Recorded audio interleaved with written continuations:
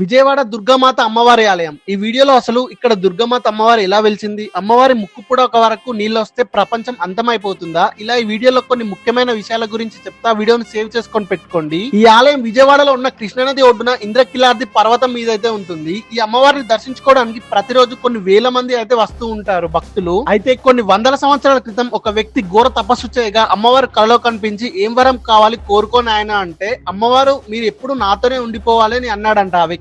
అయితే దానికి అమ్మవారు రానున్న కాలంలో రాక్షస సంహారం ఉంది, అది అవ్వగానే విశ్రాంతి తీసుకోవడానికి కృష్ణానది తీరాన ఉన్న పర్వతం మీదకు వస్తా అని చెప్పి మాయమైపోయారంట. అమ్మవారు మహిషాసుర రాక్షసుని సంహరించినాక ఈ పర్వతం మీదకి వచ్చి అయితే అమ్మవారు స్వయంభూగా వెలిసారు. అయితే చాలా మంది నన్ను అడుగుతుంటారు, బ్రో నాకు అసలు మంచి జరగడం లేదు, మీకు తెలిసిన ఎవరైనా జ్యోతిషులు ఉంటే చెప్పమని. శ్రీ సమ్మక్క సారక్క జ్యోతిషాలయం గురూజీ కృష్ణంరాజు గారు అయితే వాస్తు, ఉద్యోగం, వ్యాపారం, కుటుంబ సమస్యలు, ఆర్థిక ఆరోగ్య సమస్యలు ఇంకా ఎన్నో మీకు ఎలాంటి సమస్య ఉన్న 11 రోజుల్లోనే పరిష్కారం అయితే చేస్తారు. ఇంకెందుకు లేట్ చేస్తున్నారు, మీద కనిపిస్తున్న నంబర్ కి కాల్ చేసి మీ ప్రాబ్లమ్స్ అయితే సాల్వ్ చేసుకోండి.